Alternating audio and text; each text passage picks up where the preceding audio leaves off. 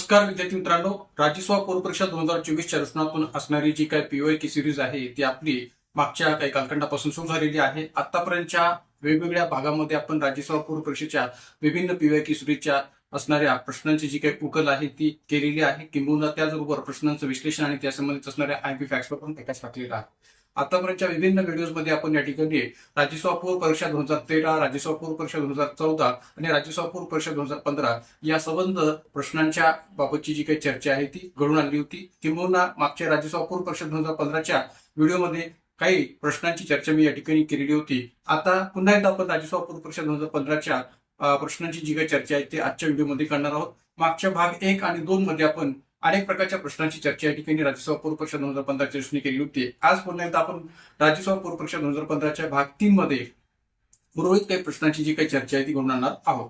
तर सुरू करूया आजच्या या भाग 3 ला. मित्रांनो, राज्यसेवा पूर्व परीक्षा 2015च्या प्रश्नपत्रिकेमध्ये संस्थेशी संबंधित जो एक प्रश्न विचारला तो नेमका काय होता ते पाहूया. स्क्रीनवर खालीलपैकी कोणास संसद सभासदांचा मित्र, तत्वज्ञ व मार्गदर्शक म्हणून ओळखले जाते. प्रश्न काय पहा, खालीलपैकी कोणास संसद सभासदांचा मित्र, तत्वज्ञ व मार्गदर्शक म्हणून ओळखले जाते. पर्याय 1 महान्यायवादी, पर्याय 2 नियंत्रक व महालेखा परीक्षक, पर्याय 3 महासचिव आणि पर्याय 4 संसदीय कामकाज मंत्री. मित्रांनो, हा प्रश्न टोटली स्ट्रेट फॉरवर्ड विचारला गेला आहे, फॅक्च्युअल प्रश्न आहे. त्यामुळे आपल्याला एक्झॅक्टली त्याचं उत्तर माहिती असेल तरच आपण याचं योग्य उत्तर जे काय ते देऊ शकता. आता पहा की या ठिकाणी म्हटलेलं आहे की खालीलपैकी कोणास संसद सभासदांचा मित्र, तत्वज्ञ व मार्गदर्शक म्हणून ओळखले जाते. प्रथमदर्शनी या ठिकाणी या प्रश्नाचं उत्तर आपल्याला महान्यायवादी किंवा अटॉर्नी जनरल ऑफ इंडिया असं वाटणं साहजिक आहे. पण मित्रांनो, या ठिकाणी या प्रश्नाचं उत्तर महान्यायवादी हे नाहीये. कारण की महान्यायवादी किंवा अटॉर्नी जनरल ऑफ इंडिया हा भारत सरकारचा असतो, भारत सरकारचा कायदेशीर सल्लागार म्हणून तो या ठिकाणी भूमिका पार पाडत असतो. तर त्यामुळे या ठिकाणी भलेही महान्यायवादी हे संसदेच्या दोन्ही सभागृहामध्ये कामकाजामध्ये सहभागी होत असतील किंवा विविध प्रकारच्या प्रश्नांच्या बाबतीत उत्तर देत असतील किंवा संबंध प्रकारच्या संसदीय समित्यांचे ते सदस्य म्हणून काम करत असले तरी सुद्धा या ठिकाणी महान्यायवादी हे या प्रश्नाचं उत्तर शिवू शकत नाही किंवा देता येऊ शकत नाही. मग खऱ्याने या ठिकाणी प्रश्नोत्तर काय आहे, तर या ठिकाणी प्रश्नोत्तर आहे पर्याय क्रमांक 3 महासचिव, सेक्रेटरी जनरल. खालीलपैकी कोणास संसद सभासदांचा मित्र, तत्वज्ञ आणि मार्गदर्शक म्हणून संबोधले जाते किंवा ओळखले जाते या अर्थाने जर विचार केला तर या ठिकाणी उत्तर सांगता येतं पर्याय क्रमांक 3 महासचिव, सेक्रेटरी जनरल. कारण की हे जे काही महासचिव आहेत ते संसदेच्या दोन्ही सभागृहांमध्ये, मग ते सभागृह लोकसभा असो अथवा राज्यसभा असो, या दोन्ही सभागृहामध्ये हे महासचिव प्रशासकीय प्रमुख म्हणून भूमिका पार पाडत असतात. काय म्हणून, तर प्रशासकीय प्रमुख म्हणून भूमिका पार पाडत असतात. आणि प्रशासकीय प्रमुख म्हणून ही भूमिका पार पाडत असताना या दोन्ही महासचिवांना सभागृहाच्या अध्यक्ष आणि सभासदांना मित्र, तत्वज्ञ आणि मार्गदर्शक म्हणून जी काही भूमिका आहे ती पार पाडायची असते. मग संसदेच्या अंतर्गत असणारी जी काही विभिन्न प्रकारची कार्यप्रणाली आहे, जे काही कार्यपद्धती आहे, कार्यप्रणाली आहे किंवा जे काही विविध प्रकारच्या संसदीय प्रथा परंपरा आहेत, या सर्व दृष्टिकोनातून या ठिकाणी सल्ला देण्याचं जे काही कार्य आहे ते महासचिव पदाकडून या ठिकाणी सभागृहाच्या अध्यक्ष आणि सदस्यांना केलं जात असतं. तर त्यामुळे या ठिकाणी ही जी काही प्रशासकीय भूमिका आहे या महासचिव पदाकडून पार पाडत असताना त्या प्रशासकीय भूमिकेचा विचार करता या ठिकाणी या महासचिवाला सभासदांचा मित्र, तत्वज्ञ आणि मार्गदर्शक असं म्हणणं साहजिक आहे. एवढंच नव्हे तर हे जे काही महासचिव आहेत ते सभागृहातल्या संबंध सदस्यांना विविध प्रकारच्या सोयी सुविधा पुरवत असतात, सर्व प्रकारच्या सेवा पुरवत असतात. त्याचबरोबर सभागृहातल्या जे काही विभिन्न संसदीय समित्या आहेत त्या संसदीय समित्यांचं कामकाज हे योग्य पद्धतीने चालावं यासाठीची सुद्धा जबाबदारी या महासचिवाकडून पार पाडली जात असते. तर त्यामुळे महासचिव या सर्व प्रकारच्या प्रशासकीय भूमिकेचा विचार करता या ठिकाणी संसद सभासदांचे मित्र, तत्वज्ञ आणि मार्गदर्शक असतात असं म्हणणं हे कधीही योग्य आहे. म्हणून या ठिकाणी या प्रश्न उत्तर आहे पर्याय क्रमांक 3 महासचिव. तर या प्रश्नाच्या अनुषंगाने थोडीशी विस्तृत माहिती पुढे आपण पाहूया. स्क्रीनवर संसद सभागृहातील, मग ते सभागृह राज्यसभा असो अथवा लोकसभा असो, महासचिव ही पदे राज्यसभा व लोकसभा सचिवालयांचे प्रशासकीय प्रमुख असतात. जसं मी मगाशी म्हटलं की हे दोन्ही सभागृहातले हे जे काही महासचिव आहेत ते त्या सभागृहांचे प्रशासकीय प्रमुख असतात. दोन्ही सभागृहांचे महासचिव हे सभागृहांच्या अध्यक्ष आणि सदस्यांना सर्व संसदीय कार्यांबाबत, सभागृहाच्या अध्यक्षाला देखील आणि सभागृहाच्या सदस्यांना देखील सर्व संसदीय कार्यांबाबत, सर्व संसदीय कार्यप्रणालीबाबत, कार्यवाही आणि प्रथांबाबत सल्ला देत असतात. कारण की त्यांचं काम प्रशासकीय प्रमुख या नात्याने सल्ला देण्याचंच असतं. तर त्यामुळे या सर्वच बाबतीत ते सल्ला देत असतात. महासचिव हे संसदीय प्रथा व परंपरांचे रक्षक देखील असतात. की या संसदीय प्रथा परंपरा की ज्या संसदेमध्ये पार पाडल्या पाहिजेत किंवा संसदेमध्ये जपल्या पाहिजेत, पाळल्या पाहिजेत, त्यांचंही रक्षक म्हणून भूमिका पार पाडत असतात. एवढंच नव्हे तर महासचिव हे संसद सदस्यांच्या सेवेत राहून सोयी सुविधा उपलब्ध करून देतात. म्हणजे ज्या ज्या काही सुविधा संसद सदस्यांना आवश्यक आहेत, मग ते वेगवेगळ्या प्रकारच्या कागदपत्रांची या ठिकाणी पूर्तता करून देणं असेल किंवा वेगवेगळ्या प्रकारच्या या ठिकाणी प्रशासकीय कामकाजाची माहिती देणं असेल, तर अशा या सगळ्या प्रकारच्या सोयी सुविधा ज्या आहेत त्या महासचिव पदाकडून संसद सदस्यांना दिल्या जात असतात, उपलब्ध करून दिल्या जात असतात. सभागृह आणि विविध समित्यांचे कामकाज, म्हणजे सभागृहातले जे काही विविध समित्या आहेत त्या समित्यांचं कामकाज कार्यक्षमतेने सुरळीत पद्धतीने होत आहे की नाही हे पाहणे सुद्धा या महासचिवांची जबाबदारी आहे. म्हणजे या ठिकाणी संसदीय समित्यांचंही कामकाज हे कार्यक्षमतेने सुरळीतपणे पार पाडलं जात आहे की नाहीये ही पाहणं, हे लक्षात घेणं ही पण महासचिव पदाची जबाबदारी असते. सर्व संसदीय समित्यांना सचिवीय सहाय्य आणि कर्मचारी वर्ग, कारण की सर्व संसदीय समित्या या काही आपणहून या ठिकाणी स्वतःहून सर्व काही कार्य करू शकतात का? नाहीये. तर त्यासाठी लागणारं सर्व सचिव सहाय्य, सर्व सचिव सल्ला किंवा सर्व सचिव पातळीवरची जी काही प्रशासकीय माहिती आहे ती पुरवणं, त्यासाठी लागणारा कर्मचारी वर्ग पुरवणं ही पण या ठिकाणी महासचिव पदाची जबाबदारी असते. आणि म्हणून स्वतः त्या बाबतीत जो काही सल्ला आहे तो त्यांना देत असतात या संबंध संसदीय समित्यांना, आणि म्हणून स्वतः पाहिजे तो सल्ला या संसदीय समित्यांना ते देतात. यामुळे महासचिव या पदाची ही संबंध भूमिका विचारात घेतात, महासचिव पदाची ही संबंध प्रशासकीय भूमिका विचारात घेतात, त्यांना संसद सदस्यांचा मित्र, तत्वज्ञ आणि मार्गदर्शक म्हणणं हे कधीही या ठिकाणी योग्य आहे. आणि म्हणून त्यांना या ठिकाणी संसदीय सदस्यांचा मित्र, तत्वज्ञ म्हणून मार्गदर्शक म्हणून ओळखलं जातं, हे म्हणणं सुद्धा बरोबर आहे. तर सध्या राज्यसभा या ठिकाणी जर विचार केला तर राज्यसभा सभागृहाचे महासचिव आहेत CP मोदी. 12 नोव्हेंबर 2021 पासून PC मोदी हे IAS अधिकारी जे आहेत ते या ठिकाणी राज्यसभा महासचिव भूमिका पार पाडतात. तर लोकसभेचे महासचिव म्हणून या ठिकाणी उत्पल कुमार सिंह हे या ठिकाणी 1 डिसेंबर 2020 पासून लोकसभेचे महासचिव म्हणून भूमिका पार पाडतात. तर मित्रांनो, या ठिकाणी या महासचिव पदाची प्रशासकीय पातळीवरची असणारी जी काही भूमिका आहे ती विचारात घेता या ठिकाणी ऑब्व्हियसली या प्रश्नोत्तर आपल्याला सांगता येईल पर्याय क्रमांक 3. मित्रांनो, राज्यसभा पूर्व परीक्षा 2015च्या प्रश्नपत्रिकेमध्ये राष्ट्रध्वजाशी संबंधित सुद्धा एक प्रश्न विचारला गेला होता. तो नेमका प्रश्न काय होता तोही आपण इथं पुढे पाहूया. पहा स्क्रीनवर. खालील विधाने विचारात घ्या. विधान, प्रथमतः खासगी व्यक्ती राष्ट्रीय दिवस सोडून राष्ट्रध्वज फडकू शकत नव्हता. विधान, आचारसंहितेला 2007 मध्ये पुन्हा एकदा सुधारणा करण्यात आली. वरीलपैकी कोणते किंवा कोणती विधान किंवा विधाने बरोबर आहे किंवा आहेत? पर्याय क्रमांक 1 फक्त पर्याय क्रमांक 2 फक्त पर्याय क्रमांक 3 आणि पर्याय क्रमांक 4 कोणतेच नाही. तर या ठिकाणी आपल्याला 2 विधान दिलेली आहेत आणि त्या 2 विधानांच्या आधारावर आपल्याला उत्तर शोधायचं आहे. आता पहिलं विधान जे दिलेलं आहे की प्रथमतः खासगी व्यक्ती राष्ट्रीय दिवस सोडून राष्ट्रध्वज फडकू शकत नव्हता. तर हे विधान या ठिकाणी बरोबर आहे. का बरोबर आहे? कारण की 2002 पूर्वी कोणताही नागरिक राष्ट्रीय दिवस सोडून राष्ट्रध्वज फडकू शकत नव्हता. कधी? 2002 पूर्वी. मी आता 2002 पूर्वी असं का म्हणतोय त्याचं कारण सुद्धा तसंच आहे. का तर 26 जानेवारी 2002 नंतर 26 जानेवारी 2002 नंतर या ठिकाणी सर्वोच्च न्यायालयाच्या एका निर्णयानुसार कोणत्याही भारतीय नागरिकाला कोणत्याही दिवशी राष्ट्रध्वज फडकवण्याची परवानगी प्राप्त झालेली आहे. म्हणजे या ठिकाणी 2002 पूर्वी कोणताही सर्वसामान्य भारतीय नागरिक हे राष्ट्रीय दिवस जे आहेत त्या राष्ट्रीय दिवसांच्या दिवशीच या ठिकाणी जो काही राष्ट्रध्वज आहे ते फडकू शकत होता. म्हणजे जे काही तो विधान पर्याय मध्ये लिहिलं आहे की प्रथमतः खासगी व्यक्ती राष्ट्रीय दिवस सोडून राष्ट्रध्वज फडकू शकत नव्हता, तर हे बरोबर याकरता आहे कारण की 15 ऑगस्ट आणि 26 जानेवारी या दोनच दिवशी कोणताही सर्वसामान्य भारतीय नागरिक हा राष्ट्रध्वज फडकू शकत होता. इतर कोणत्याही दिवशी तो या ठिकाणी राष्ट्रध्वज फडकू शकत नव्हता. मात्र 26 जानेवारी 2002 नंतर सर्वोच्च न्यायालयाच्या निर्णयानुसार भारताच्या कोणत्याही नागरिकाला कोणत्याही दिवशी आता राष्ट्रध्वज फडकवण्याची परवानगी प्राप्त झालेली आहे किंवा तो असा जो काही आपला राष्ट्रध्वज आहे तो फडकू शकतो. असं का मी म्हणतोय तर त्याचं कारण सुद्धा तसं आहे की सर्वोच्च न्यायालयामध्ये नवीन जिंदल नावाच्या व्यक्तीने या ठिकाणी एक जनहित याचिका दाखल केलेली होती आणि या नवीन जिंदल यांनी दाखल केलेल्या जनहित याचिकेच्या बाबत जी काही सुनावणी सर्वोच्च न्यायालयात पार पडली त्या सुनावणीच्या स्तरावर या ठिकाणी जो निर्णय झाला त्या निर्णयाच्या माध्यमातून हे मान्य करण्यात आलं की भारतातला कोणताही नागरिक कोणत्याही दिवशी भारताचा जो काही राष्ट्रध्वज आहे तो फडकू शकतो. म्हणून या ठिकाणी आता भारतातला कोणताही नागरिक कोणत्याही दिवशी राष्ट्रध्वज जो काय तो फडकू शकतो. तर या अनुषंगाने जे काही अविधान आहे ते बरोबर आहे की प्रथमतः खासगी व्यक्ती राष्ट्रीय दिवस सोडून राष्ट्रध्वज फडकू शकत नव्हता. तर हे विधान जे काय ते 2002 पूर्वीच्या दृष्टिकोनातून जर विचार केला तर अविधान हे बरोबर आहे. मात्र विधान हे आचारसंहितेला 2007 मध्ये पुन्हा एकदा सुधारणा करण्यात आली हे विधान मात्र चुकीचं आहे.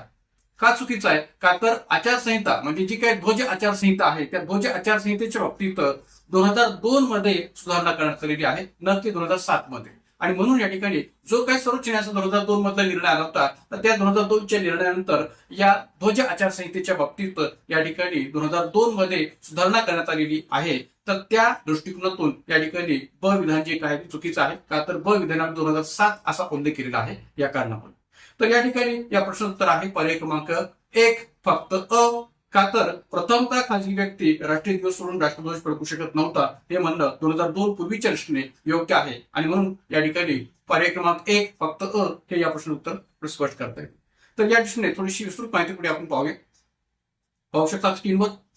प्रथमतः खाजगी व्यक्ती राष्ट्रीय दिवस सोडून राष्ट्रध्वज फडकू शकत नव्हता. 2002 पूर्वी सामान्य भारतीयाला फक्त स्वातंत्र्य दिन आणि प्रजासत्ताक दिना दिवशीच ध्वजरोहणाची परवानगी होती किंवा ध्वजरोहणाचा अधिकार जो काय तो दिला गेला होता. म्हणजे 2002 पूर्वी कोणताही भारतीय नागरिक फक्त या दोनच दिवशी स्वातंत्र्य दिना दिवशी आणि प्रजासत्ताक दिना दिवशीच आपला राष्ट्रध्वज जो काय तो फडकू शकत होता. ध्वजरोहणाची परवानगी जी काही त्याला दिली गेली. मात्र 26 जानेवारी 2002 पासून यात बदल करण्यात आलेला असून आता कोणताही नागरिक कोणत्याही दिवशी राष्ट्रीय ध्वज फडकू शकतो. आता भारताचा कोणताही नागरिक कोणत्याही दिवशी राष्ट्रध्वज जो काय तो फडकू शकतो. 26 जानेवारी 2002च्या एकत्रित बदल झालेला आहे त्या बदलानंतर. वर्ष 2002 मध्ये कोणताही नागरिक कोणत्याही दिवशी राष्ट्रध्वज फडकवण्याच्या बाबतीत नवीन जिंदल यांनी सर्वोच्च न्यायालयात एक जनहित याचिका दाखल केली होती. आणि त्या जनहित याचिकेवरची जी काही सुनावणी सर्वोच्च न्यायालयाने पार पाडली आणि त्या सुनावणीचा जो काही निर्णय पुढे आला त्या निर्णयाच्या आधारावर आता कोणताही नागरिक कोणत्याही दिवशी राष्ट्रध्वज फडकू शकतो असं म्हणायला जागा आहे. आणि त्याचबरोबर फ्लॅग कोड ऑफ इंडिया याला 2002 मध्ये सुधारणा करण्यात आली. म्हणजे जी काही ध्वज आचारसंहिता आहे ती 2007 मध्ये नव्हे तर 2002 मध्ये त्याच्यावरची सुधारणा जी काही ती करण्यात आलेली आहे. तर त्या अनुषंगाने ब जे विधान आहे ते 2007च्या अनुषंगाने जो उल्लेख केलेला आहे त्या दृष्टीने चुकीचं आहे. तर खऱ्याने या ठिकाणी या फ्लॅग कोड ऑफ इंडियाच्या बाबतीत 2002 मध्ये सुधारणा करण्यात आलेली आहे असं म्हणणं योग्य वाटतं. आणि म्हणून या सर्व अनुषंगाने प्रश्नोत्तर आहे पर्याय क्रमांक 1 फक्त अ. मित्रांनो याचबरोबर आणखी एक प्रश्न सुद्धा पुढे आपण ध्वजाशी संबंधित पाहू शकता. तो काय आहे पुढे पहा की भारताच्या झेंड्यात हळूहळू विकास होत गेला. ऑगस्ट 7, 1906 रोजी कोलकाता मधील ग्रीन पार्क येथे पारसी बागान चौकात सर्वप्रथम झेंडा फडकावला गेला. सन 1921 मध्ये काँग्रेस समितीच्या बैठकीत महात्मा गांधी पुढे झेंडा आणला गेला. गांधीजींनी त्यात कोणत्या रंगाचा पट्टा समाविष्ट करण्यास सुचविले? पर्याय क्रमांक 1 लाल, पर्याय क्रमांक 2 केशरी, पर्याय क्रमांक 3 पांढरा आणि पर्याय क्रमांक 4 हिरवा.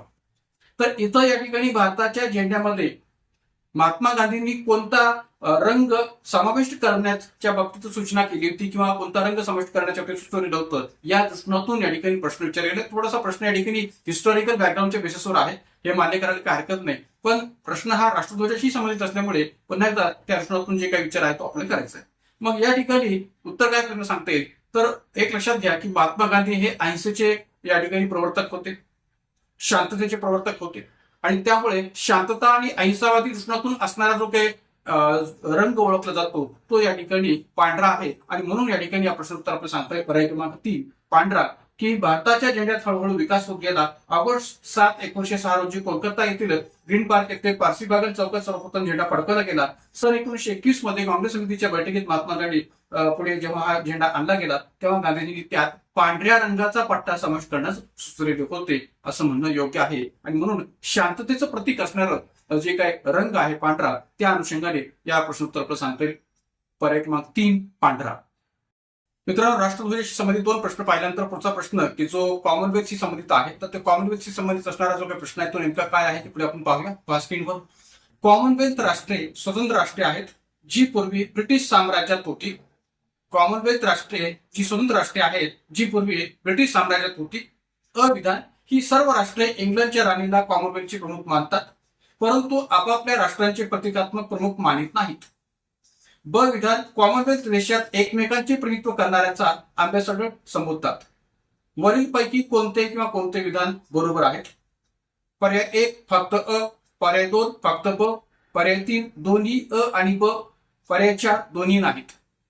मित्रांनो या ठिकाणी हा प्रश्न जो काय तो कॉमनवेल्थ राष्ट्राशी संबंधित विचारला गेलेला आहे. हे प्रश्नाच्या स्वरूपावर आपल्याला सहज पद्धतीने लक्षात येतं. मात्र या ठिकाणी एक लक्षात घेण्याची गरज आहे किंवा ज्यांना कॉमनवेल्थ ही जी काही कन्सेप्ट आहे ती माहिती असेल तरच त्यांना त्या ठिकाणी या प्रश्न उत्तर योग्य पद्धतीने सोडवता येऊ शकेल. आपल्याला माहित असेल की कॉमनवेल्थ राष्ट्र म्हणजे कोणती राष्ट्र, तर कधी काळी ज्या राष्ट्रांवर ब्रिटिशांची सत्ता होती, ब्रिटिशांचं राज्य होतं, अशी राष्ट्र म्हणजे कॉमनवेल्थ राष्ट्र. किंवा कधी काळी ब्रिटिश अंमलाखाली जी राष्ट्र होती ती राष्ट्र म्हणजे कॉमनवेल्थ राष्ट्र, की जी आज स्वतंत्र झालेली आहेत. मग त्याच्यामध्ये भारत असेल, पाकिस्तान असेल किंवा बांगलादेश असेल किंवा इतर जी काही आशिया खंडातली अनेक राष्ट्र आहेत किंवा इतरही अनेक प्रकारची राष्ट्र आपल्याला त्याच्यामध्ये सांगता येऊ शकतात की जी कधी काळी ब्रिटिशांच्या अंमलाखाली होती. तर इथं या ठिकाणी जी काही प्रश्नाची सुरुवात आहे ती कशी केलेली आहे की कॉमनवेल्थ राष्ट्रे जी स्वतंत्र राष्ट्रे आहेत, म्हणजे आज घडीला ती स्वतंत्र राष्ट्रे आहेत, जी पूर्वी ब्रिटिश साम्राज्यात होती, म्हणजे कधी काळी ती ब्रिटिश साम्राज्यात होती. तर अविधान जे दिलेले आहे ते अविधानामध्ये काय दिलेलं आहे की ही सर्व राष्ट्रे इंग्लंडच्या राणीला कॉमनवेल्थची प्रमुख मानतात. ही संबंध जी काही कॉमनवेल्थ राष्ट्रे आहेत ती इंग्लंडच्या राणीला कॉमनवेल्थची प्रमुख मानतात, परंतु आपापल्या राष्ट्रांचे प्रतिकात्मक प्रमुख मानित नाहीत. तर आता या विधानाचा जर आपण विचार केला तर हे विधान बरोबर आहे का, तर हे विधान अर्धवट बरोबर आहे मात्र अर्धवट चूक आहे. म्हणजे काय बरोबर आणि काय चूक आहे या विधानामध्ये, तर ही सर्व राष्ट्रे इंग्लंडच्या राणीला कॉमनवेल्थची प्रमुख मानतात इथपर्यंतचा जो काही भाग आहे तो बरोबर आहे. ही कॉमनवेल्थ राष्ट्रे ही इंग्लंडच्या राणीला कॉमनवेल्थचे प्रमुख मानतात हे बरोबर आहे, मात्र आपापल्या राष्ट्रांचे प्रतिकात्मक प्रमुख मानित नाहीत हे चूक आहे. आपापल्या राष्ट्रांचे प्रतिकात्मक प्रमुख मानित नाहीत हे पुढचं जे विधान आहे ते चुकीचं आहे. का, तर कॉमनवेल्थ राष्ट्रांमधले काही राष्ट्रे ही आपल्या राष्ट्रांची प्रतिकात्मक प्रमुख म्हणून या इंग्लंडच्या राणीला मानतात. कॉमनवेल्थ राष्ट्रांमधले काही राष्ट्र जी काय आहेत की जी या इंग्लंडच्या राणीला आपापल्या राष्ट्रांचे प्रतिकात्मक प्रमुख मानतात, की ज्यामध्ये ऑस्ट्रेलिया असेल, न्यूझीलंड असेल, कॅनडा असेल, अशी काही राष्ट्र आहेत की जी या इंग्लंडच्या राणीला आपापल्या राष्ट्रांचे प्रतिकात्मक प्रमुख म्हणून मानतात. पण या अविधानामध्ये काय दिलेलं आहे की आपापल्या राष्ट्रांचे प्रतिकात्मक प्रमुख मानित नाहीत असा उल्लेख केलेला आहे, आणि म्हणून या ठिकाणी अविधान हे पूर्णतः या ठिकाणी बरोबर आहे असं म्हणायला जागा होत नाही. ते अर्धवट बरोबर आहे मात्र अर्धवट चुकीचं आहे, आणि म्हणून या ठिकाणी अविधान जे काय ते चुकीचं आहे.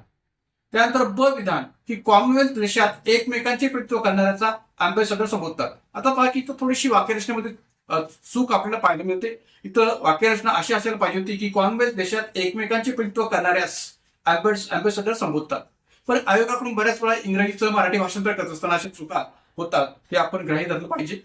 इथं या ठिकाणी कॉमनवेल्थ देशात एकमेकांचं प्रतिनिधित्व करणाऱ्याचा जो काही उल्लेख आहे तो अँबॅसेडर म्हणून केला जातो का, असा उल्लेख ब विधानामध्ये केलेला आहे. तर ब ही विधान चुकीचा का, कारण की कॉमनवेल्थ देशात एकमेकांचं प्रतिनिधित्व करणाऱ्याचा जो उल्लेख आहे तो अँबॅसेडर म्हणून केला जात नाही, तर तो हाय कमिशनर म्हणून केला जातो. काय, हाय कमिशनर म्हणून केला जातो. आणि म्हणून या ठिकाणी ब विधान जे काय ते चुकीचं आहे की कॉमनवेल्थ देशात एकमेकांचं प्रतिनिधित्व करणाऱ्यास अँबॅसेडर संबोधत नाहीत तर हाय कमिशनर संबोधतात. काय संबोधतात, हाय कमिशनर संबोधतात. तर त्यामुळे ब विधान सुद्धा चुकीचं आहे. म्हणून या ठिकाणी कोणतं विधान बरोबर आहे, तर दोन्ही नाहीत. पर्याय क्रमांक 4 हे उत्तर आपण सांगता शकेल. पर्याय क्रमांक 4 दोन्ही विधाने चुकीची आहेत, म्हणजेच या ठिकाणी दोन्ही विधाने बरोबर नाहीत, म्हणून उत्तर आहे पर्याय क्रमांक 4 दोन्ही नाहीत. या अनुषंगाने थोडीशी माहिती पुढे पाहूया. कॉमनवेल्थ राष्ट्रे म्हणजे ज्या राष्ट्रांवर कधी काळी ब्रिटिशांचे राज्य होते, ही सर्व राष्ट्रे इंग्लंडच्या राणीला कॉमनवेल्थचे प्रमुख मानतात. तसेच काही राष्ट्रे इंग्लंडच्या राणीला आपापल्या राष्ट्रांचे प्रतिकात्मक प्रमुख ट्युटलर हेड मानतात. म्हणजे प्रतिकात्मक प्रमुख याला इंग्रजीमध्ये जो शब्द वापरलेला आहे तो आहे ट्युटलर हेड. ते ट्युटलर हेड मानतात, प्रतिकात्मक प्रमुख मानतात की जी कॉमनवेल्थमधली काही राष्ट्र आहेत. कोणती, तर ऑस्ट्रेलिया असेल, न्यूझीलंड असेल, कॅनडा असेल, अँटिगुआ असेल, बहामास असेल, जमैका असेल. तर ही जी काही राष्ट्र आहेत की जी आपापल्या राष्ट्रांचे प्रतिकात्मक प्रमुख म्हणून इंग्लंडच्या राणीला मानतात, ट्युटलर हेड म्हणून मानतात. मग ते ऑस्ट्रेलिया, न्यूझीलंड, कॅनडा किंवा अँटिगुआ, बहामास, जमैका या सर्व राष्ट्रांचा त्यामध्ये उल्लेख करता शकेल. त्याचबरोबर कॉमनवेल्थ देशात एकमेकांचं प्रतिनिधित्व करणाऱ्यास अँबॅसेडर नव्हे तर या ठिकाणी हाय कमिशनर संबोधतात. काय संबोधतात, तर हाय कमिशनर संबोधतात. त्यामुळे अ आणि ब ही दोन्ही विधाने या ठिकाणी या प्रश्नामध्ये चुकीची आहेत, आणि उत्तर आहे पर्याय क्रमांक 4 दोन्ही नाहीत. त्याबरोबर आणखी एक प्रश्न पुढे आपण पाहूया. तो प्रश्न काय पहा, अटल बिहारी वाजपेयी यांच्या संदर्भात खालील विधान विचारात घ्या. अटल बिहारी वाजपेयी यांच्या संदर्भात खालील विधान विचारात घ्या. अ विधान, ते 1996 ते 2004 या काळात 3 वेळा भारताचे पंतप्रधान होते. ते 1996 ते 2004 या 3 वेळा भारताचे पंतप्रधान होते. ब विधान, ते लोकसभेचे 8 वेळा तर राज्यसभेचे 3दा सभासद होते. ते लोकसभेचे 8 वेळा तर राज्यसभेचे 3दा सभासद होते. वरीलपैकी कोणते किंवा कोणती विधाने बरोबर आहे किंवा आहेत? वरील दोन विधानांपैकी कोणते विधान किंवा विधाने बरोबर आहेत? पर्याय क्रमांक 1 फक्त अ, पर्याय क्रमांक 2 फक्त ब, पर्याय क्रमांक 3 दोन्ही अ आणि ब, पर्याय क्रमांक 4 दोन्ही नाहीत. तर मित्रांनो, हाही प्रश्न या ठिकाणी अटल बिहारी वाजपेयी यांच्या राजकीय कारकिर्दीतून विचारला गेलेला प्रश्न आहे. तर त्यामुळे त्या दृष्टीने आपल्याला विस्तृत माहिती असणं गरजेचं आहे, का तर अटल बिहारी वाजपेयी यांच्या राजकीय कारकिर्दीविषयी खूप वेळा प्रश्न आयोगातून विचारले गेलेले आहेत. या आधी सुद्धा एका युट्यूब शॉर्टमध्ये या दृष्टीने थोडीशी माहिती मी दिलेली होती, ती पण आपण पाहू शकता. या ठिकाणी या प्रश्नाचा ज्यावेळेस आपण विचार करतो त्या ठिकाणी आपल्याला काय सांगता येईल की अटल बिहारी वाजपेयी हे 1996 ते 2004 या 3 वेळा भारताचे पंतप्रधान होते. तर निश्चितपणे हे विधान बरोबर आहे. 1996 मध्ये जेव्हा लोकसभेच्या निवडणुका पार पाडल्या होत्या, तर त्या लोकसभेच्या निवडणुका अंतर्गत कोणत्याही पक्षाला स्पष्ट बहुमत प्राप्त झालेलं नव्हतं, ना भाजपला, ना काँग्रेसला, ना इतर कोणत्याही प्रकारच्या प्रादेशिक पक्षांना. तर त्यामुळे या ठिकाणी 1996 मध्ये सरकार स्थापन करण्याची संधी ही कोणाला द्यायची हा प्रश्न राष्ट्रपतींसमोर होता. पण या निवडणुकीमध्ये सर्वात मोठा पक्ष म्हणून जो निवडून आलेला पक्ष होता तो होता एक प्रकारे भाजप. आणि म्हणून तत्कालीन राष्ट्रपतींनी भाजपच्या अटल बिहारी वाजपेयी यांना सरकार स्थापन करण्याची संधी प्रथमतः दिली, का तर तो सर्वात मोठा पक्ष म्हणून निवडून आलेला होता. आणि म्हणून भाजपच्या अटल बिहारी वाजपेयींनी 1996 मध्ये सर्वप्रथम आपलं सरकार स्थापन केलं, पण ते आपलं बहुमत सिद्ध करू शकले नाहीत.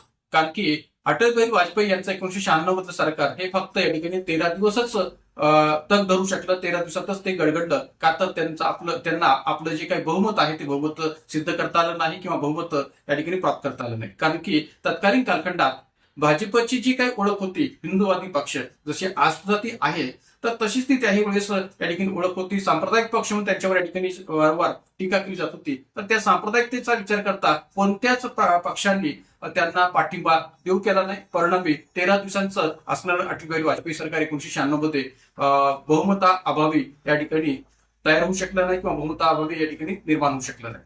त्यानंतर 1998 ला जेव्हा पुन्हा मध्यावधी निवडणुका पार पडल्या, कारण की 1996 ते 97, 1997 ते 98 या 2 कालखंडामध्ये किंवा या 2 वर्षामध्ये 2 पंतप्रधान भारताने पाहिलेले होते. एक म्हणजे HD देवेगौडा आणि दुसरं म्हणजे या ठिकाणी इंद्रकुमार गुजराल. तर एक प्रकारे 1996 ते 97 मध्ये तिसऱ्या आघाडीचं किंवा संयुक्त आघाडीचं जे काही सरकार आहे ते स्थापन झालेलं होतं, की जे काँग्रेसच्या बाहेरील पाठिंब्यावर स्थापन झालेलं सरकार होतं. हरदनहल्ली देवेगौडा HD देवेगौडा हे कर्नाटकचे माजी मुख्यमंत्री असणारी व्यक्ती ही भारताचे पंतप्रधानपदी आलेली होती. पण काँग्रेस आणि देवेगौडा यांचं योग्य पद्धतीने या ठिकाणी वैचारिक पातळीवर जमू शकलं नाही. त्यांच्यात मतभेद उडाले, खटके उडाले. परिणामी काँग्रेसने अशी मागणी केली की संयुक्त आघाडीचे पंतप्रधान HD देवेगौडा हे नकोय, तर त्याऐवजी इतर कोणत्याही व्यक्तीला संधी देण्यात यावी. तर त्यावेळेस मग या ठिकाणी तत्कालीन विदेश मंत्री असणारे इंद्रकुमार गुजराल यांना या संयुक्त आघाडीचं पंतप्रधान पद दिलं गेलं. आणि मग 1997 मध्ये इंद्रकुमार गुजराल यांच्या नेतृत्वाखाली भारतामध्ये सरकार स्थापन झालं. तर हे जे काय HD देवेगौडा आणि इंद्रकुमार गुजराल यांचं सरकार आहे ते 1996 ते 97, 97 ते 98 या 2 वर्षात कार्यरत होतं. मात्र 1998 मध्ये पुन्हा एकदा जेव्हा मध्यावधी निवडणुका झाल्या, तर त्या निवडणुकांमध्ये सर्वात मोठा पक्ष म्हणून पुन्हा एकदा भाजप हा पुढे आला.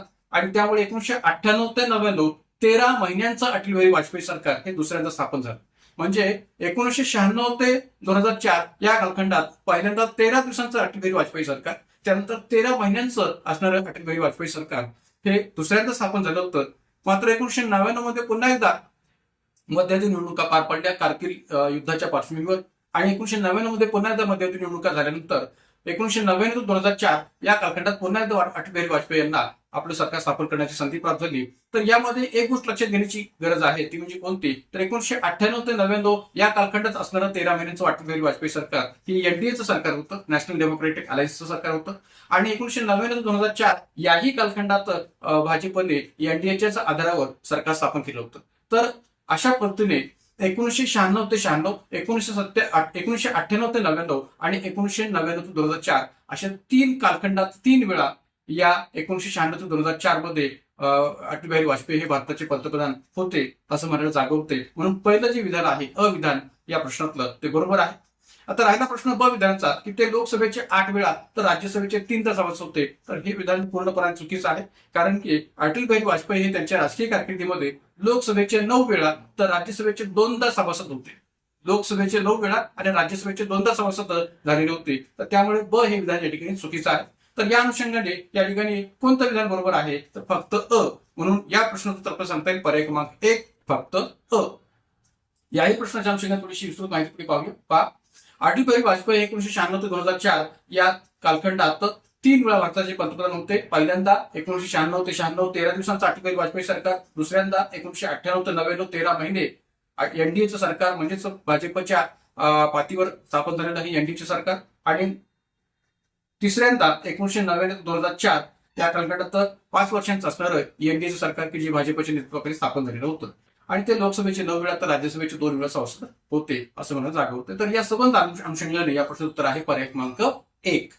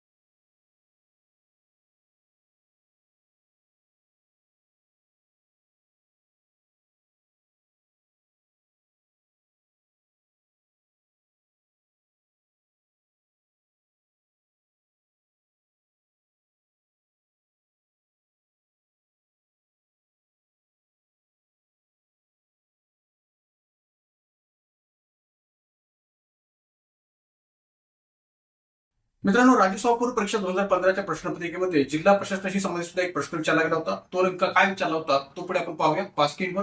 ब्रिटिश सत्तेदरम्यान जिल्हाधिकाऱ्याकडील न्यायिक शक्ती कोणी काढून घेतली होती? ब्रिटिश सत्तेदरम्यान जिल्हाधिकाऱ्याकडील न्यायिक शक्ती कोणी काढून घेतली होती? पर्याय 1 लॉर्ड कॉर्नवालिस, पर्याय 2 लॉर्ड हेस्टिंग्स, पर्याय 3 लॉर्ड रिपन आणि पर्याय 4 विल्यम हंटर. तर या ठिकाणी हा प्रश्न जो काय तो पूर्णपणे फॅक्च्युअल बेसिसवर विचारला गेलेला आहे, किंवा हा स्टेटफॉर्ड प्रश्न आहे. त्यामुळे आपल्याला एक्झॅक्ट जर याचं उत्तर माहित असेल तरच आपण योग्य पत्र उत्तर जे काय देऊ शकतो. जर आपल्याला या ठिकाणी लक्षात घेतलं तर या ठिकाणी आपल्याला हे माहिती असलं पाहिजे की जिल्हा प्रशासनाचा जेव्हा आपण अभ्यास करतो तेव्हा जिल्हा प्रशासनाचा भारताच्या पातळीवर नेमका प्राचीन, मध्ययुगीन किंवा ब्रिटिश कालखंडाच्या पातळीवर कशा पद्धतीने विकास होत गेलेला आहे याची संपूर्ण जर माहिती आपल्याला असेल तर निश्चितपणे या प्रश्न उत्तर देणं हे सहज पद्धतीने आपल्याला सोपं जाऊ शकेल. का? कारण की आपल्याला माहित असेल की प्राचीन कालखंडामधल्या भारतातल्या जिल्हा प्रशासनाचं स्वरूप थोडंसं वेगळं होतं, मध्ययुगीन कालखंडात त्याला वेगळ्या पद्धतीने विचार घेतलेलं होतं, आणि ब्रिटिशांनी भारतातल्या जिल्हा प्रशासनाचं स्वरूप जे काय ते पूर्णपणे चेंज केलेलं होतं. जेव्हा 1772 मध्ये वॉर्न हेस्टिंगच्या प्रशासकीय सुधारणा अहवालाच्या आधारावर भारतामध्ये जी कलेक्टर पदाची निर्मिती झाली किंवा जिल्हाधिकारी पदाची निर्मिती झाली, तिथपासून जिल्हा प्रशासनाच्या विकासाला एक गती प्राप्त झाली, किंवा जिल्हा प्रशासनाचं स्वरूप जे काय ते एका वेगळ्या पद्धतीने विचार घेतलं जाऊ लागलं होतं. आपल्याला माहित असेल की 14 मे 1772 रोजी वॉर्न हेस्टिंगच्या प्रशासकीय सुधारणा अहवालाच्या आधारावर भारतामध्ये कलेक्टर पदाची निर्मिती झाली. त्याआधी जर आपण पाहिलं तर जिल्हा प्रशासनाचं संपूर्ण कामकाज जे काय ते जिल्हा पर्यवेक्षक किंवा डिस्ट्रिक्ट सुपरवायझर या पदाच्या माध्यमातून पार पाडलं जात होतं. मात्र 14 मे 1772 रोजी वॉर्न हेस्टिंगच्या प्रशासकीय सुधारणा अहवालाच्या आधारावर या ठिकाणी जिल्हाधिकारी पदाची निर्मिती झाली, कलेक्टर पदाची निर्मिती झाली, आणि त्या पदाच्या माध्यमातून कायदा व सुव्यवस्था आणि महसूल प्रशासनासंबंधीचं जे काही कार्य आहे ते जिल्हाधिकाऱ्यांकडून पार पाडलं जाऊ लागलं. मात्र या ठिकाणी आपल्याला जो प्रश्न विचारलेला आहे तो थोडासा वेगळ्या पद्धतीचा आहे की ब्रिटिश सत्तेदरम्यान जिल्हाधिकाऱ्याकडे न्यायिक शक्ती कोणी काढून घेतली. आता पर्यायामध्ये वॉर्न हेस्टिंगचाही उल्लेख केलेला आहे, म्हणून वॉर्न हेस्टिंगने या पदाची निर्मिती केली म्हणून न्यायिक शक्ती सुद्धा वॉर्न हेस्टिंगनेच काढून घेतली असं म्हणण्याची जागा होत नाही. का? कारण की 1793 अंतर्गत 1793 अंतर्गत लॉर्ड कॉर्नवॉलिसने कॉर्नवॉलिस संहिते आधारे 1793 अंतर्गत लॉर्ड कॉर्नवॉलिस संहिते आधारे या जिल्हाधिकाऱ्याकडे किंवा या कलेक्टरकडे असणारी जी काही न्यायिक शक्ती आहे ती काढून घेतली होती. आणि या कारणामुळे या ठिकाणी या प्रश्नोत्तर आहे पर्याय क्रमांक 1 लॉर्ड कॉर्नवॉलिस. कारण की लॉर्ड कॉर्नवॉलिसच्या माध्यमातून जी कॉर्नवॉलिस संहिता मांडली गेली होती तर त्या कॉर्नवॉलिस संहितेच्या द्वारे या ठिकाणी जिल्हाधिकाऱ्याकडे न्यायिक शक्ती फौजदारी बाबतचे जे काही अधिकार आहेत ते काढून घेतले गेले होते असं म्हणणं योग्य आहे. आणि म्हणून या ठिकाणी या प्रश्नोत्तर आपल्याला सांगता येईल पर्याय क्रमांक 1 लॉर्ड कॉर्नवॉलिस. या प्रश्नाच्या अंशाने थोडी विस्तृत माहिती तक्त्याच्या आधारावर पुढे आपण पाहूया. पहा स्क्रीनवर मी 2 भागात हा तक्ता विभागलेला आहे. एक म्हणजे कालखंड आणि दुसरा म्हणजे विकासविषयक विश्लेषण. आता हे विकासविषयक विश्लेषण नेमकं कशाविषयीचं आहे तर जिल्हा प्रशासनाविषयीचं विकासविषयक विश्लेषण या अर्थाने याचा विचार करायचा आहे. तसं मी मगाशी म्हटलं की प्राचीन, मध्ययुगीन आणि आधुनिक किंवा ब्रिटिश कालखंडाच्या पातळीवर जिल्हा प्रशासनाचा विकास कशा पद्धतीने होत गेला याचा आढावा आपल्याला माहिती असला पाहिजे. तर इथं या ठिकाणी ब्रिटिश कालखंडाच्या पातळीवर या जिल्हा प्रशासनाचं विकासविषयक विश्लेषण या ठिकाणी आपण पाहणार आहोत. तर सुरुवातीला मी या ठिकाणी जो उल्लेख केलेला आहे तो काय पहा की ब्रिटिश ईस्ट इंडिया कंपनीने भारतातील पारंपरिक जिल्हा प्रशासनाची पुनर्रचना केली. म्हणजे जे काही प्राचीन आणि मध्ययुगीन कालखंडातलं जिल्हा प्रशासनाचं स्वरूप होतं त्या जिल्हा प्रशासनाच्या स्वरूपामध्ये पुनर्रचना करण्याचं काम ब्रिटिश ईस्ट इंडिया कंपनीने त्या कालखंडात केलेलं होतं. जिल्हा प्रशासनाच्या कामकाजासाठी जिल्हा स्तरावर जिल्हा पर्यवेक्षक पदाची नियुक्ती केली. म्हणजे सुरुवातीच्या कालखंडात ब्रिटिशांनी या जिल्हा प्रशासनाच्या कामकाजासाठी जिल्हा पर्यवेक्षक पदाची नियुक्ती केली होती. मात्र 1772च्या कालखंडात प्रशासनात सुधारणा करण्यासाठी तत्कालीन गव्हर्नर जनरल वॉर्ड हेस्टिंग्सने 14 मे 1772 रोजी जिल्हा पर्यवेक्षक या पदाऐवजी कलेक्टर म्हणजे जिल्हाधिकारी पदाची निर्मिती केली. भारतात ईस्ट इंडिया कंपनीने व्यापारासाठी जे प्रादेशिक क्षेत्र निर्माण केले होते त्यालाच जिल्हा किंवा डिस्ट्रिक्ट म्हणण्यास सुरुवात केली व त्याच्या प्रमुखास डिस्ट्रिक्ट कलेक्टर म्हणजे जिल्हाधिकारी असं संबोधले जाऊ लागले. म्हणजे भारतासारख्या विस्तीर्ण भूप्रदेशावर या ठिकाणी सत्ता गाजवत असताना त्या पूर्ण विस्तीर्ण भूप्रदेशाचं योग्य पद्धतीने प्रशासन करता यावं याकरता ब्रिटिश ईस्ट इंडिया कंपनीने जे काही प्रादेशिक क्षेत्र निर्माण केलेली होती ती निर्माण केलेली प्रादेशिक क्षेत्र कोणत्या नावाने ओळखली जाऊ लागली तर डिस्ट्रिक्ट किंवा जिल्हा या नावाने संबोधली जाऊ लागली. त्यांना डिस्ट्रिक्ट म्हणून या ठिकाणी विचार घेतला जाऊ लागला आणि अशा डिस्ट्रिक्टच्या प्रमुख असं कलेक्टर किंवा डिस्ट्रिक्ट कलेक्टर असं संबोधलं जाऊ लागलं. 1773 मध्ये कलेक्टर पदास जमीनदार वर्गाने विरोध केल्याने कलेक्टर पद रद्द करून महसूल वसुलीसाठी प्रांतीय समित्यांची स्थापना केली. जो ऑब्व्हियसली या ठिकाणी कलेक्टरकडे महसूल प्रशासनाची जबाबदारी दिली असल्यामुळे जमीनदार वर्गाकडे असणारी महसूल प्रशासनाची जबाबदारी किंवा महसूल वसुलीची जबाबदारी ही कलेक्टरकडे आलेली होती आणि कलेक्टरच त्याच्याबाबतचं संपूर्ण कंट्रोलिंग करणार होता. आणि त्यामुळे जमीनदार वर्ग नाराज होणं साहजिक होतं आणि म्हणून जमीनदार वर्गाने या कलेक्टर पदाचा विरोध करायला सुरुवात केली आणि त्यामुळे 1773 मध्ये कलेक्टर पद रद्द करून महसूल वसुलीसाठी प्रांतीय समित्यांची स्थापना केली. 1781 प्रांतीय समित्यांचे कार्य समाधानकारक नसल्याने 1781 मध्ये पुन्हा एकदा कलेक्टर पदाची निर्मिती केली आणि त्याला जिल्ह्यातील केवळ सामान्य प्रशासनाबाबतचे अधिकार देण्यात आले. म्हणजे सुरुवातीच्या कालखंडात जो जिल्हाधिकारी महसूल वसुलीचं काम करत होता त्यानंतर 1781 मध्ये त्याच्याकडे जी जबाबदारी दिली होती ती कोणती होती तर जिल्ह्यातील केवळ सामान्य प्रशासनाबाबतचे अधिकार त्याच्याकडे देण्यात आलेले होते. 1786 मध्ये कलेक्टर पदाकडे न्यायिक विषयक अधिकार म्हणजे दिवाणी न्यायाधीश पद सोपवण्यात आले. तसेच पोलीस प्रशासनावर नियंत्रणाचाही अधिकार त्याला दिला गेला. म्हणजे एक प्रकारे कायदा व सुव्यवस्थेशी संबंधित असणाऱ्या ज्या काही जबाबदाऱ्या आहेत त्या 1786 मध्ये त्याच्यावर सोपवल्या गेल्या. एवढंच नव्हे तर या पदाकडे न्यायिक विषयक अधिकार सुद्धा न्यायाधीश पदाच्या माध्यमातून सोपवण्यात आलेले होते 1786 मध्ये. त्याचबरोबर या ठिकाणी हे जे काही न्यायिक अधिकार आहेत ते 1793 मध्ये पुढे काढून घेण्यात आले. कशा पद्धतीने तर 1793 मध्ये लॉर्ड कॉर्नवॉलिसने कॉर्नवॉलिस संहिते आधारे कलेक्टरकडे सोपवलेले न्यायिक आणि फौजदारीशी संबंधित अधिकार काढून घेतले आणि त्याच्याकडे केवळ कर विषयक किंवा महसूल विषयकच अधिकार देऊ केले. म्हणजे 1793 मध्ये लॉर्ड कॉर्नवॉलिसच्या कॉर्नवॉलिस संहिते आधारे हा निर्णय झाला होता की कलेक्टरकडे असणारे न्यायिक आणि फौजदारी विषयक अधिकार हे काढून घेतले जावेत आणि त्याच्याकडे केवळ कर विषयक किंवा महसूल विषयकच अधिकार दिले जावेत. पुढे 1828 ते 1835 या कालखंडात लॉर्ड विल्यम बेंटिंगच्या या कालखंडात कलेक्टरच्या अधिकारात वाढ करून जिल्हा प्रशासन मजबूत करण्याचा प्रयत्न केला गेला. म्हणजे वरचेवर या ठिकाणी कलेक्टरच्या अधिकारामध्ये वाढ होत गेलेली आहे हे म्हणायला काही हरकत नाही. एवढंच नव्हे तर 1880 ते 1884 या कालखंडात विशेष म्हणजे लॉर्ड रिपनच्या कालखंडात अनेक समाजकालीन योजनांची जबाबदारी जिल्हा प्रशासनावर सोपवण्यात आली. म्हणजे अनेक कल्याणकारी योजना, अनेक समाज कल्याणकारी योजनांची जबाबदारी ही जिल्हा प्रशासनावर सोपवण्यात आली होती लॉर्ड रिपनच्याही कालखंडामध्ये. तर मित्रांनो, जिल्हा प्रशासनाशी संबंधित या प्रश्नासह राज्यसभा पूर्व परीक्षा 2015च्या सर्व प्रकारच्या राज्यसेवेच्या प्रश्नांची चर्चा आज आपण पूर्ण केलेली आहे. अशाच पद्धतीने आपली पीवायक्यू सिरीज ही पुढेही राज्यसभा पूर्व परीक्षा 2016, 2017, 2018, 19, 20, 21, 22 आणि 23 या सर्व प्रकारच्या प्रश्नांच्या सह पुढे कंटिन्यू असणार आहे. स्टेप बाय स्टेप पद्धतीने आपण थोड्या थोड्या कालखंडाने या राज्यसभा पूर्व परीक्षा 2016 ते 23च्या संबंध उर्वरित प्रश्नांची जी काही चर्चा आहे ती पुढेही अशी कंटिन्यू सुरू ठेवणार आहोत. तर अशाच प्रकारच्या विस्तृत माहितीसाठी आणि प्रश्नांच्या विश्लेषणासाठी व IMP फॅक्टसाठी आपल्या युट्यूब चॅनलला अधिकाधिक संख्येने सबस्क्राईब करा, लाईक करा, शेअर करा. आज आपण या व्हिडिओमध्ये इथे थांबूया. धन्यवाद.